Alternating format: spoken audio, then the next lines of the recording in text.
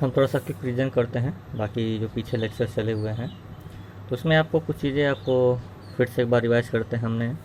सबसे पहले firstly in the first chapter we read about formula basic, second atomicity, third physical and chemical change, fourth some example based on the chemical and physical change, and last finally we read about chemical reaction। इसमें हमने थोड़ा सा part पढ़ा। What is the part? Reactant and product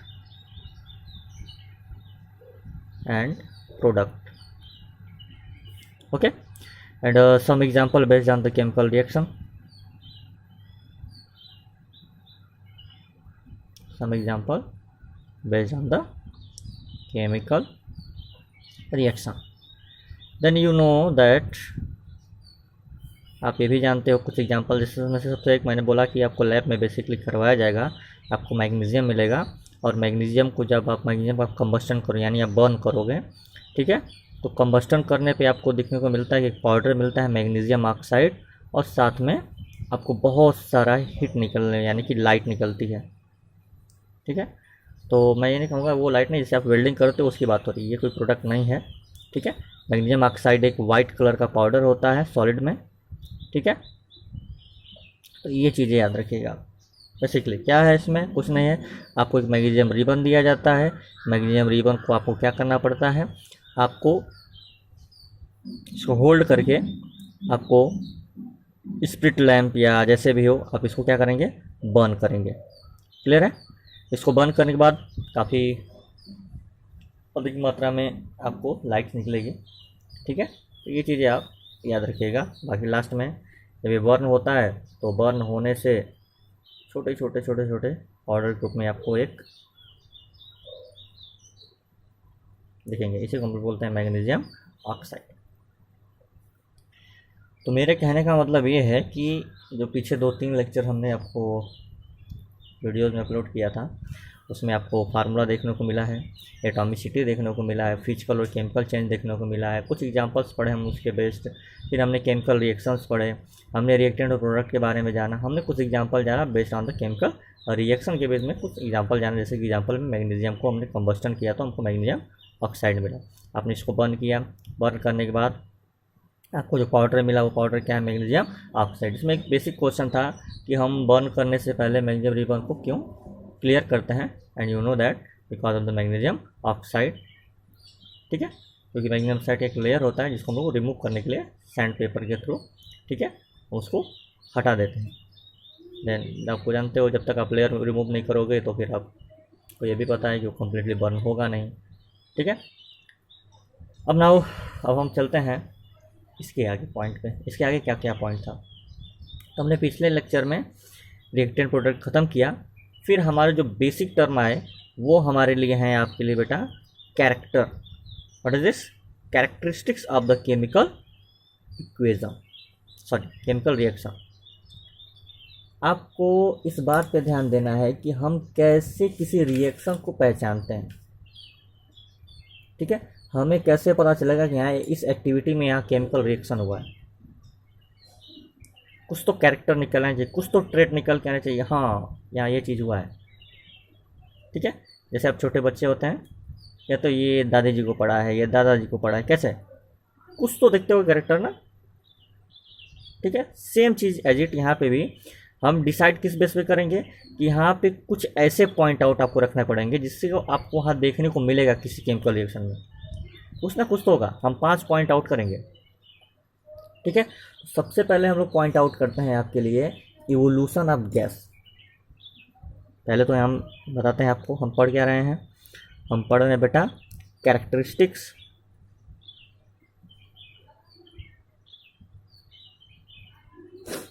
of chemical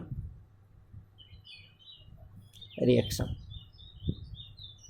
इसमें जो हम सबसे first पढ़ने वाले हैं, फर्स्ट पॉइंट हमारा है, वो फर्स्ट पॉइंट है मेरा इवोल्यूशन ऑफ गैस। ठीक है। अब कहीं भी कुछ भी होता हुआ देखिए, अगर उस चीज़ में सडनली होता है, ऐसा नहीं कि आप पहले से ही गैस लिए हो, वैसा कुछ नहीं है। अचानक से आप कोई चीज़ कर रहे हो, ठीक है, कोई एक्टिविटी कर रहे हो, ठीक है, तो उस एक्टिविटी में सडनली गैस निकलने लगे। ओके, अब गैस निकल रहा है तो इसका मतलब ये हुआ बेटा कि यहाँ पे केमिकल रिएक्शन हुआ है तभी गैस निकल रहा है। बिना केमिकल रिएक्शन कैसे पॉसिबल नहीं है। तो सबसे पहला कैरेक्टर ये है कि कहीं भी अगर किसी भी रिएक्शन के दौरान, किसी भी एक्टिविटी के दौरान सडनली क्या हो, गैस निकलने लग जाए, ठीक है, तो आप वहाँ पे एक चीज़ समझ लीजिएगा कि वहाँ पे केमिकल रिएक्शन हो रहा है। सिंपल सा एग्जांपल एनसीईआरटी में आपको समझाया गया है, बोला गया है कि आप एक जिंक ग्रेनुलेट लो, यानी जिंक मेटल, आपने सुना होगा जिंक मेटल का नाम।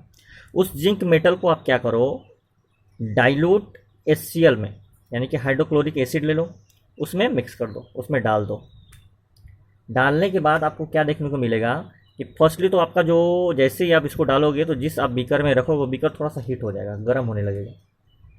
ठीक है, क्या समझ रहे हो ना, थोड़ा बहुत गर्म होगा क्योंकि बिकॉज अब डाइल्यूट एसिड है, यहाँ पे एसिड की होता है तो थोड़ा सा गर्म होता है। तो हम इस पर ज़्यादा फोकस नहीं करना है, हमें पॉइंट करना है कि इसका प्रोडक्ट क्या है। ये तो रिएक्टेंट हो गए, प्रोडक्ट क्या है, तो बेटा इसका जो प्रोडक्ट आने वाला है ना, वो प्रोडक्ट आपका आएगा एक साल्ट, और साथ में निकलेगा एक गैस, वो है हाइड्रोजन। क्लियर है। आप थोड़ा सा ध्यान दीजिएगा, हमारे पास क्या है, हमने एक टेस्ट ट्यूब लिया,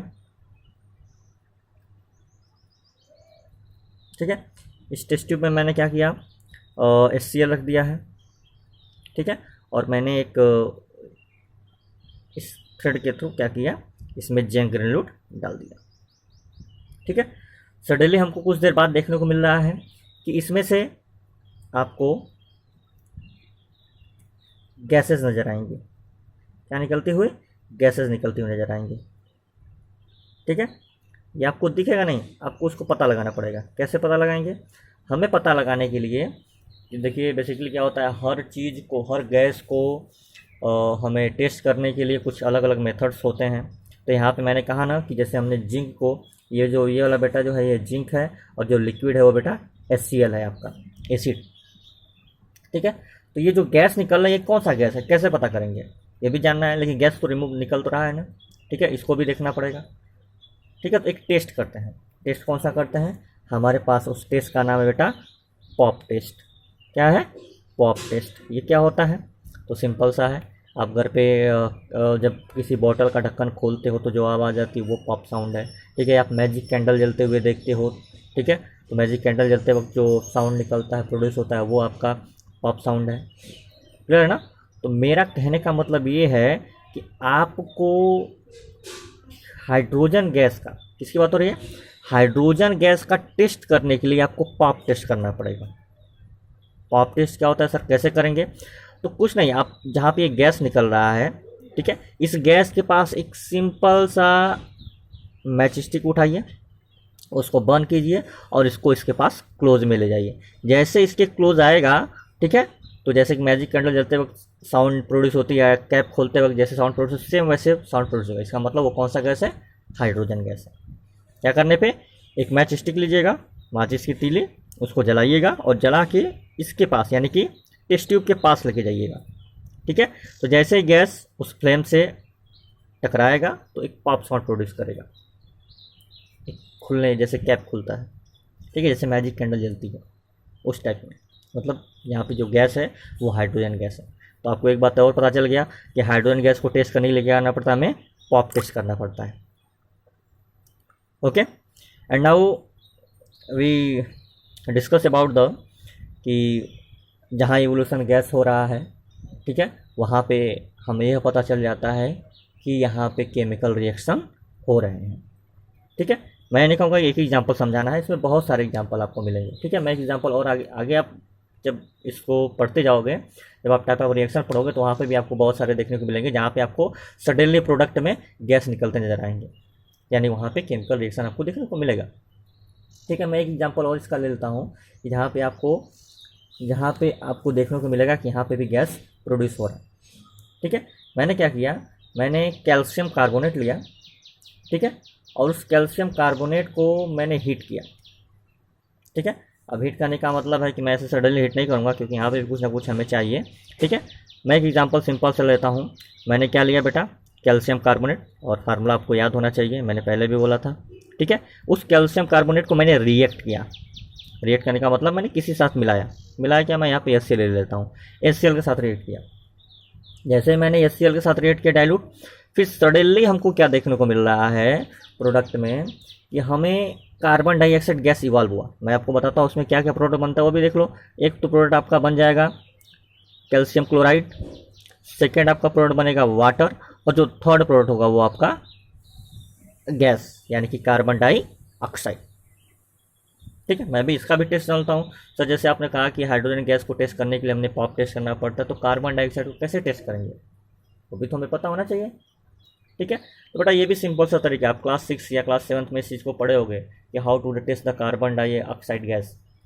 क्लियर है, तो आपको इतना समझ में आया ना। यानी कि मैंने एग्जाम्पल और दिया, क्या देखा कि हमने जब कैल्शियम कार्बोनेट को डाइल्यूट एसिड से रिएक्ट कराया, ठीक है, तो रिएक्ट कराने के बाद हमें क्या देखने को मिल रहा है, कैल्शियम क्लोराइड देखने को मिल रहा है, साथ में वाटर देखने को मिलता है। लेकिन जो थर्ड है वो गैस है।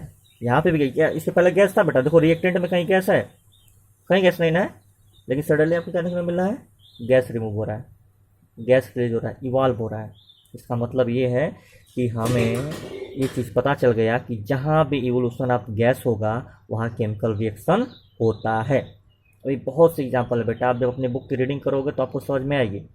ठीक है, आप जब आगे बढ़ते जाओगे, आपको जब आगे रीड करोगे बुक्स को या आपको लेक्चर्स देखने को मिलेंगे, तो वहाँ पे भी आपको समझ में आएगा कि हाँ ये पार्ट जो था इवोल्यूशन ऑफ गैस को दिखा रहा था। क्लियर है, इसको रट्टा मारने से कुछ नहीं होगा, आप रटने की कोशिश मत करिएगा, आप समझने की कोशिश करिए। ओके, ठीक है, हम नेक्स्ट चलते हैं नेक्स्ट पॉइंट पे, और नेक्स्ट पॉइंट पे देखते हैं कि क्या आपको देखने को मिल रहा है। ठीक है, तो हम बात कर रहे थे कि कैल्शियम कार्बोनेट को जब डाइल्यूट एसिड से हमने रिएक्ट कराया था, हमने क्या कराया था, कैल्शियम कार्बोनेट को डाइल्यूट एसिड से हमने रिएक्ट कराया था, तो हमें प्रोडक्ट में साल्ट मिले थे, साल्ट मिला था कैल्शियम क्लोराइड, वाटर, और हमको कार्बन डाइऑक्साइड गैस। तो जो कार्बन डाइऑक्साइड गैस इवॉल्व हो रहा था, इसको कैसे टेस्ट करेंगे, तो हमें क्या चाहिए, कार्बन डाइऑक्साइड गैस को पास कराना है। ठीक है, पास किस में कराना है, एक टेस्ट ट्यूब लेते हैं, एक टेस्ट ट्यूब में हम लोग लेते हैं लाइम वाटर। क्या लेते हैं बेटा, लाइम वाटर, यानी कि चूने का पानी। हमें लाइम वाटर में क्या करना है, हम लाइम वाटर में इसको पास कराएंगे। जैसे इसको पास कराएंगे तो बेटा इसका जो कलर होता है वो सडनली आपको देखने को मिलेगा मिल्की। कैसा देखने को मिलेगा, मिल्की, यानी दूधिया। ठीक है, पहले से मैं दूधिया जानते होंगे, यानी वाइट कलर, दूध की तरह, ये भी समझ। ठीक है, तो मिल्की कलर में चेंज जाएगा सडनली। जब तक आप गैस रहेगा तब तक फिर से वो रिटर्न हो जाएगा, गैस जैसे रिमूव हुआ बेटा ना, फिर से वो वैसे ही हो जाएगा रिटर्न, ऑर्डरलेस कलर जो होता है।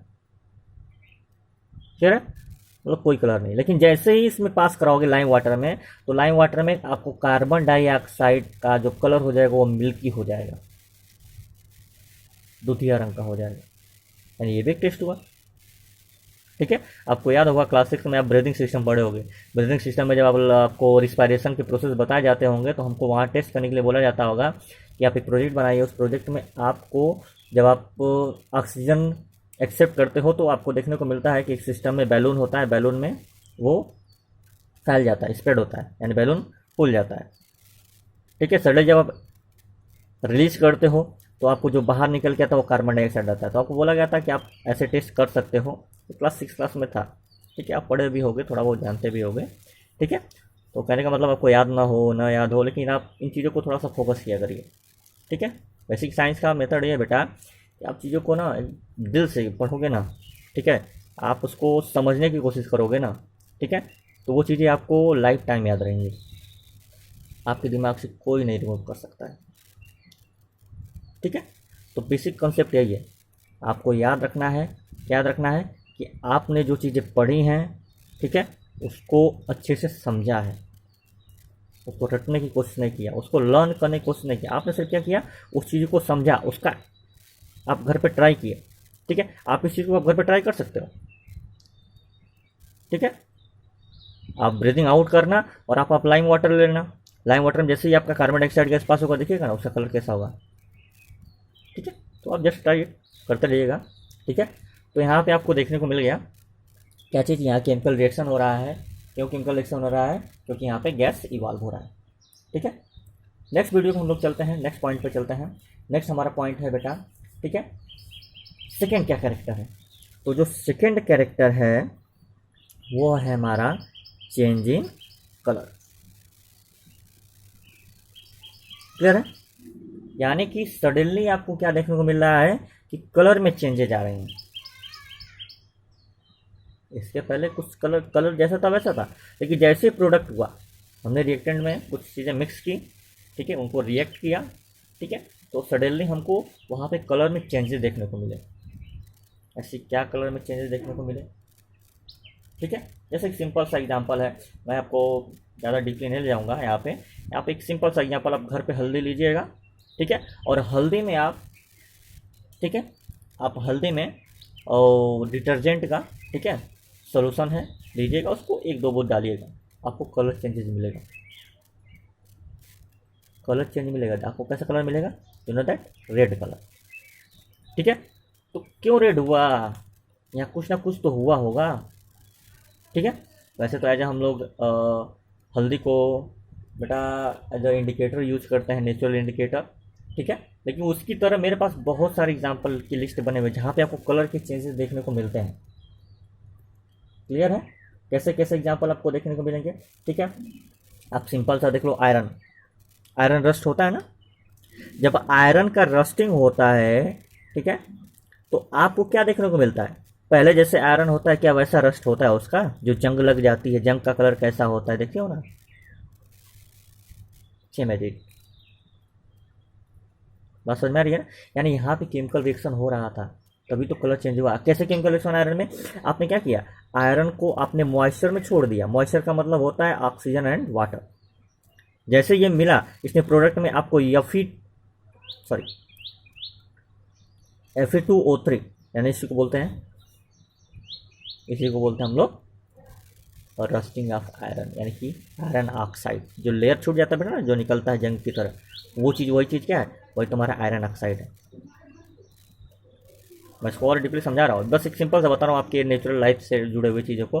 जैसे मैंने हल्दी के बारे में बोला, जैसे यहाँ पे आपने देखा रस्टिंग ऑफ आयरन आपको देखने को मिलता है, या कहीं ना कहीं कलर चेंजेस हो रहे हैं। ठीक है, मैं इसमें और भी कुछ एग्जांपल आपको समझाऊंगा चेंजिंग कलर में।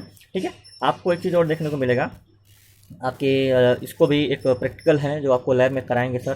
ठीक है, आप लैब में जाइएगा तो आपको लैब में देखने को मिलेगा। ठीक है, क्या देखने को मिलेगा? हमें एक सोल्यूशन चाहिए होता है, ठीक है, वो है सोल्यूशन मेरा कॉपर सल्फेट। क्या है बेटा? Copper sulphate. उस कॉपर सल्फेट में हम आयरन डाल देंगे, यानी कि कोई भी लोहे का टुकड़ा हो, कोई भी कील हो, आप उसको इस सोल्यूशन में डाल देंगे। जैसे आप इस सोल्यूशन में डालेंगे तो आपको प्रोडक्ट में कलर के चेंजेस देखने को मिलेंगे। क्या देखने को मिलेगा? मैं आपको थोड़ा सा एक बात और याद दिला दूं कि कॉपर सल्फेट का जो कलर होता है बेटा वो ब्लू होता है। कैसा होता है? ब्लू कलर का होता है। ठीक है, लेकिन आपको इधर क्या देखने को मिलेगा? आपको कुछ प्रोडक्ट के साथ, जैसे प्रोडक्ट बनेगा आप समझ जाओगे हाँ यहाँ पे क्या हुआ। मैं थोड़ा सा स्टेट को डिफाइन करता हूँ बेटा। आयरन जो रहेगा वो रहेगा सॉलिड, ठीक है, और ये जो रहेगा बेटा ये रहेगा लिक्विड, यानी एक्वस सॉल्यूशन। ठीक है, लेकिन आपको प्रोडक्ट में लिक्विड ये देखने को मिलेगा और ये आपको सॉलिड देखने को मिलेगा। कैसा मतलब समझे नहीं? Just see it. ठीक है, यहाँ पे आपको देखने को मिलेगा आयरन सल्फेट और यहाँ आपको देखने को मिलेगा कॉपर। कॉपर हो गया सॉलिड, पहले आयरन सॉलिड था लेकिन इधर कॉपर सॉलिड हो गया। ठीक है, पहले कॉपर सल्फेट लिक्विड था, यहाँ पे आयरन सल्फेट लिक्विड हो गया। इन प्रोडक्ट, ये रिएक्टेंट पार्ट है, ये आपका प्रोडक्ट पार्ट है। क्लियर है? मेरे पास समझ में आ रही है? समझने की कोशिश करिए। जैसे क्या, हम एक थोड़ा सा डायग्रामेटिकली समझते हैं। ठीक है, मेरे पास एक टेस्ट ट्यूब है, उस टेस्ट ट्यूब में मैंने ब्लू कलर का कॉपर सल्फेट ले लिया है। ठीक है, हमने क्या लिया है? कॉपर सल्फेट लिया है, और एक थ्रेड के थ्रू एक आयरन नेल को हमने इसमें डिप्ड कर दिया है, डाल दिया है। सडनली कुछ मिनट बाद, ठीक है, आपको इसका जो कलर ब्लू था, ठीक है, इसी का कलर आपको क्या देखने को मिलेगा? सडनली कुछ देर बाद आपको देखिएगा, ये जो आपका एक जो लिक्विड सोल्यूशन है वो आपका ब्लू कलर में है। जो आपका आयरन नेल होता है वो आपको पता है क्या होता है, ग्रेइश ब्लैक होता है। आयरन कैसा होता है, ग्रेइश ब्लैक कलर। क्लियर है, ये आपको ये कलर याद होना चाहिए। ठीक है, अब ग्रेइश ब्लैक है, ठीक है, और कॉपर सल्फेट का सोल्यूशन आपका ब्लू है। लेकिन इधर उल्टा हो गया, अपोजिट। क्या अपोजिट हुआ बेटा, कि जो एक्वस सोल्यूशन था, यानी मैं इसमें आयरन नेल फिर से डालता हूँ, वही चीज़ है। तो अब यहाँ जो है, ठीक है, ये जो आपको देखने को मिल रहा है यहाँ पे, ठीक है, यानी कि अब इसका जो कलर हो जाएगा वो हो जाएगा लाइट ग्रीन, हल्का कलर, लाइट ग्रीन कलर देखने को मिलेगा उस लिक्विड का। और जो ये आपको किल दिख रही है लोहे की, वो लोहे की वो किल नहीं होगी, वो कापर हो गया। और कापर का कैसा होता है बेटा कलर, कैसा कलर होता है, रेडिश ब्राउन। आप पढ़े होगे मेटल एंड मेटल में, ठीक है, प्रॉपर्टी पढ़े होगे, उसमें आपको बताया होगा कि कैसा कलर होता है कापर का। ठीक है, रेडिश ब्राउन आपको देखने को मिला। एग्जैक्ट हम इन्हीं चीज़ों को कई तरीके से समझ सकते हैं। यहाँ पे यही एग्जाम्पल नहीं है, चाहोगे तो मैं अभी एक एग्जाम्पल और आपको समझा सकता हूँ। ठीक है, तो यहाँ ये आपको लैब में कराया जाएगा। ये जो मैं रिएक्शन आपको अभी दिखा रहा था जस्ट, ये चीज़ें आपको अभी लैब में कराई जाएंगी। क्या कराई जाएंगी, समझने की कोशिश करिए। क्या कराई जाएंगी, आपको एक टेस्ट ट्यूब दिया जाएगा। टेस्ट ट्यूब में आपको ब्लू कलर का सोल्यूशन बना करके, यानी कॉपर सल्फेट दिया जाएगा। उस कॉपर सल्फेट में आप आयरन नेल डालोगे। आयरन नेल डालने के बाद आपको सडनली कुछ देर बाद आप प्रोडक्ट में क्या देखने को मिला कि जो लिक्विड ब्लू कलर था वो लिक्विड कैसे लाइट ग्रीन में चेंज हो गया सडनली। ठीक है, और जो आयरन का कील आपका ग्रेस ब्लैक था वो सडनली रेडिश ब्राउन हो गया। ठीक है, तो ये चीज़ें आपको जो देखने को मिल रही हैं, ये भी है आपका characteristics of the chemical reaction, यानी यहाँ पे भी तो कलर में चेंज हुआ ना। ठीक है, एक और एग्जांपल सिंपल सा, थोड़ा सा एक्सप्लेन कर दें इसको अच्छे से। नेक्स्ट पॉइंट हमारे पास आपके पास है कि आपको एक सिंपल सा है, हमने क्या लिया, हमने लिया लीड नाइट्रेट। क्या लिया, लीड नाइट्रेट। उस लीड नाइट्रेट में हमने देखो ये बेटा एक्वस सोल्यूशन है, ठीक है, लिक्विड है। ठीक है, फिर हमने क्या लिया, आपका पोटेशियम आयोडाइड। ठीक है, ये भी बेटा आपका एक्वस सोल्यूशन नहीं, लिक्विड है। ठीक है, अब इस पोटेशियम आयोडाइड में हमने जब रिएक्ट किया, रिएक्ट करके प्रोडक्ट देखा, तो प्रोडक्ट में हमको मिला PbI2, ठीक है, लीड आयोडाइड, और प्लस आपको देखने को मिल गया क्या चीज़, आपका पोटेशियम नाइट्रेट। क्लियर है, अब ये जो देखने को मिला है ना प्रोडक्ट, ठीक है, इसका जो कलर है बेटा ना, ये है येलो, और इधर तो कोई कलर ही नहीं था। इधर आपको कलर येलो देखेंगे, इधर कहीं येलो था ही नहीं, येलो देखने को मिला ना, कलर में चेंज हुआ ना। इसका मतलब ये है कि यहाँ पे आपको क्या देखने को मिला कि केमिकल रिएक्शन में जहाँ पे कलर चेंजेज होंगे वो भी केमिकल रिएक्शन है। ठीक है, फर्स्ट हमने क्या पढ़ा, इवोल्यूशन ऑफ गैस। सेकेंड हमने क्या पढ़ा, चेंज इन कलर। ऐसे बहुत से एग्जाम्पल हैं, आपको आगे मिलते रहेंगे, आप पढ़ते रहिएगा। बस आपको पॉइंट याद रखना है। हाँ सर, यहाँ पे गैस रिन्यूअल निकल रहा है तो यहाँ पे केमिकल रिएक्शन है। हाँ, यहाँ कलर चेंज हो गया सडनली तो यहाँ केमिकल रिएक्शन है। क्लियर है, ओके गुड। हम नेक्स्ट पॉइंट पे चलते हैं। हमारा जो नेक्स्ट पॉइंट है वो है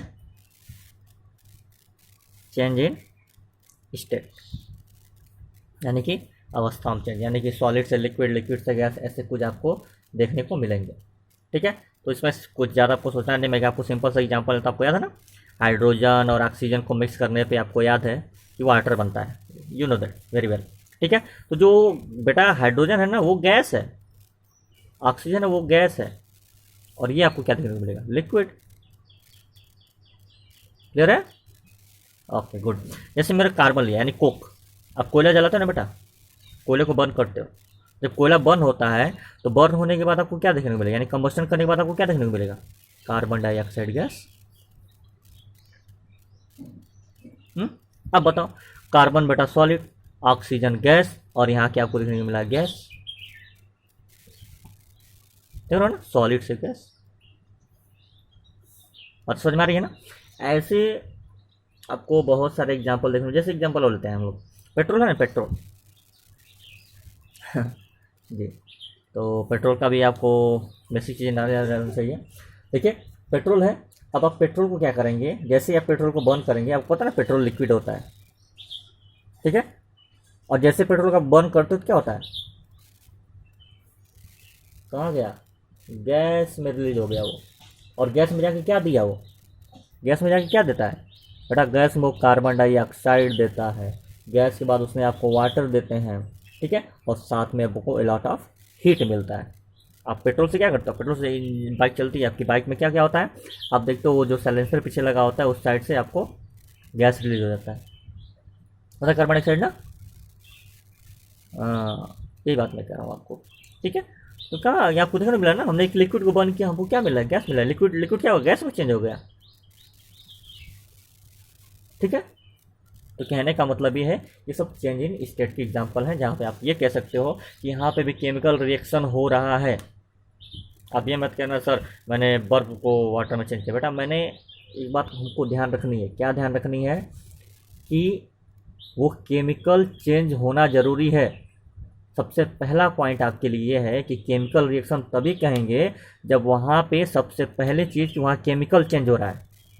अब ये मत कहना कि सर मैं आइस लिया और आइस को मैंने वाटर में चेंज किया, यहाँ पे भी तो स्टेट चेंज हो रहा है, तो ये भी केमिकल रिएक्शन हुआ, नहीं बेटा।